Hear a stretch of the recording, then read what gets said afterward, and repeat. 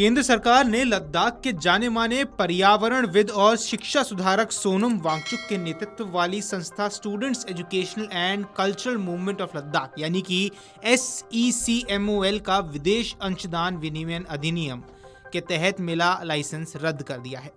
सरकार के आदेश के अनुसार संस्था विदेश से चंदा या किसी भी तरह की आर्थिक सहायता प्राप्त नहीं कर सकेगी। लाइसेंस रद्द किए जाने के पीछे क्या कारण है, इस बारे में फिलहाल आधिकारिक तौर पर विस्तार से जानकारी नहीं दी गई है।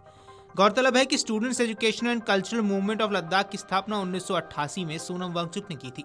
ये संस्था लद्दाख में शिक्षा सुधार, पर्यावरण संरक्षण और सांस्कृतिक गतिविधियों के लिए काम करती रही है। सरकार के इस कदम के बाद लद्दाख में राजनीतिक और सामाजिक हलचल तेज हो गई है। सोनम वांगचुक पहले से ही लद्दाख के पर्यावरणीय और संवैधानिक मांगों को लेकर चर्चा में बने हुए हैं। हाल ही में वांगचुक ने लद्दाख को छठी अनुसूची में शामिल करने और राज्य का दर्जा देने की मांग को लेकर 10 सितंबर से भूख हड़ताल शुरू की थी। इसी बीच बुधवार को क्षेत्र में 1989 के बाद से सबसे गंभीर हिंसा हुई है, जिसमें युवाओं ने भाजपा मुख्यालय और हिल काउंसिल को निशाना बनाया और वाहनों को आग के हवाले कर दिया। हालात काबू में लाने के लिए पुलिस व अर्धसैनिक बलों को आंसू गैस के गोले दागने पड़े थे। झड़पों में 4 प्रदर्शनकारियों की मौत हो गई। 30 पुलिसकर्मियों समेत 80 से ज्यादा लोग घायल हुए हैं। मामले में गृह मंत्रालय की ओर से बयान जारी कर कहा गया कि सोनम वांगचुक ने अपने भड़काऊ बयानों के माध्यम से भीड़ को उकसाया था। वहीं हिंसक घटनाओं के बीच उन्होंने अपना उपवास तोड़ा और स्थिति को नियंत्रित करने के लिए कोई व्यापक प्रयास किए बिना एम्बुलेंस से अपने गांव चले गए। आपको बता दें, इससे पहले वांगचुक ने गुरुवार को गृह मंत्रालय के उस बयान को खारिज किया जिसमें बुधवार की हिंसा के लिए उन्हें जिम्मेदार ठहराया गया था। उन्होंने कहा कि सरकार बलि का बकरा तलाश रही है, जबकि असली समस्या को नजरअंदाज कर रही है। मैं देख रहा हूं PSA यानी कि जन सुरक्षा कानून के तहत मुझे 2 साल के लिए जेल भेजने की तैयारी हो रही है। मैं इसके लिए तैयार हूं, लेकिन याद रखिए, जेल में सोनम वांगचुक सरकार के लिए बाहर के वांगचुक से कई ज्यादा परेशानी का सबब बनेगा।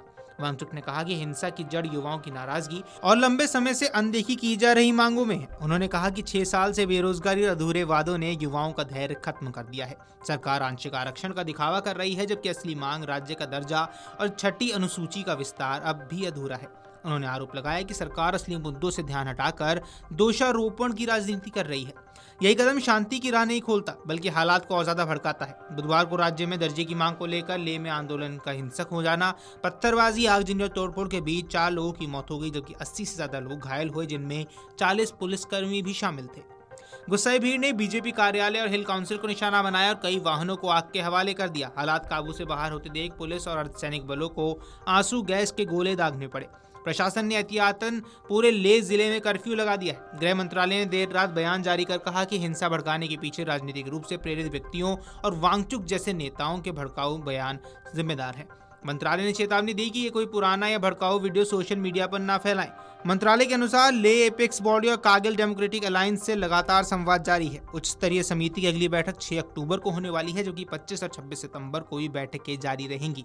उपराज्यपाल कविंदर गुप्ता ने कहा कि लोकतंत्र में शांतिपूर्ण विरोध का अधिकार सबको है, लेकिन लेह की हिंसा सुनियोजित साजिश का नतीजा थी। उन्होंने कहा कि जिन लोगों ने माहौल बिगाड़ा है उन्हें किसी भी हाल में बख्शा नहीं जाएगा। Video desk amarujala.com। अगर आप ये वीडियो YouTube पर देख रहे हैं तो हमारे चैनल को सब्सक्राइब कर बेल आइकन दबाएं और Facebook पर देख रहे हैं तो हमारे पेज को लाइक करें।